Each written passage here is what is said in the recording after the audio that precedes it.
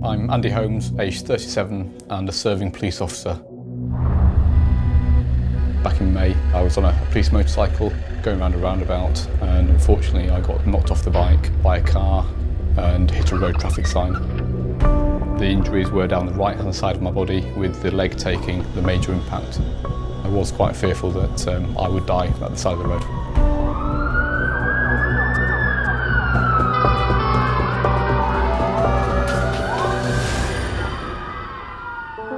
My name is Major Tom Koenig. I'm a trauma surgeon at the National Health Service Hospital at the Royal London Hospital in the East End of London. And I'm a trauma surgeon in the British Army.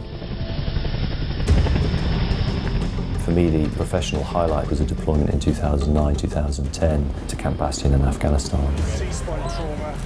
I've never been in a situation where I've had to operate all day, all night and all day before. Just hold that there, that's good. The aggressive surgery that we had to do to save life, save limb, that either makes you or breaks you. Give us a trim scanner, all that stuff hanging off. I think Bastion, for me, made me as a trauma surgeon. There are many innovations that have started life in the military that we're bringing into civilian trauma care.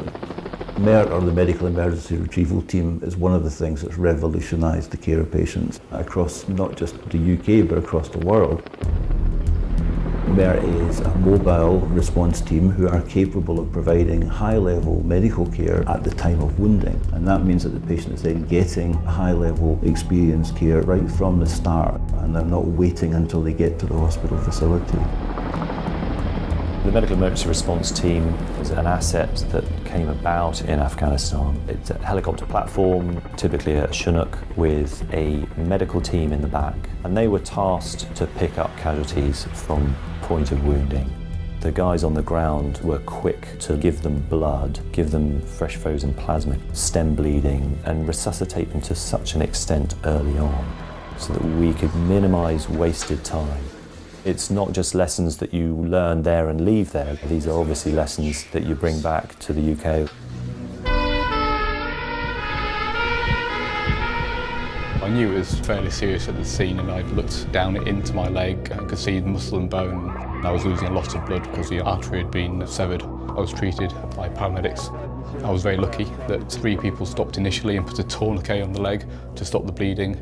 Traditional advanced trauma life support teaching was you treat the airway, breathing and circulation. We noticed in the military world that patients weren't dying of problems with their airway and breathing, they were dying of circulation and catastrophic hemorrhage problems. So the paradigm changed slightly and we put catastrophic hemorrhage control first. Unfortunately, the damage to the leg was such that at the scene it was a partial amputation. Treatment there and then was vital in my case. And then I saw the air ambulance circling. I was relieved because I knew that I would get the best care. I was on call and we got a pre-alert that an adult male who'd been involved in a road traffic collision was being flown to us and that he had a severe injury to his leg. What we do well in the civilian world now that we've learnt from the military is a team-based approach so that we can get this patient operating on and get them to a place of safety as quickly as possible. We're in, let's go. His inotropes are down, his adrenaline's down. Lift that leg up. I was taken down for surgery on the same day with Tom, who initially performed a below-the-knee amputation. So one at the top, one at the bottom. But unfortunately, the knee wasn't viable to be saved. Patient warming from there to begin, and then from there up. We do it in stages, then he won't get cold. 2 days later, they conducted an above-the-knee amputation. One of the lessons we've learned from the military is the damage control surgery. We do the minimum, we stop the bleeding, we stop the contamination, and then we stop the surgery and allow our critical care colleagues to catch up and then return to theatre at a later date. Everyone together saved my life on that morning. Tom, very well, thank you. How are you? Good, really well. Life changes when you lose a limb, but you can adapt. What's the work going to do? Obviously you're not going to ride a motorbike again, are you? No, I won't be on the motorbike again. No. But they've got me on a desk job for me. Right. So I've been well looked after by the police. Trauma care today is undergoing a bit of an evolution. There's no question that we are better than we were. Right, I think we're in good shape. Survival rates have increased both in the military and in the NHS. The ultimate goal is to return people back to normal lives. I'm up and walking and leading a fairly normal life.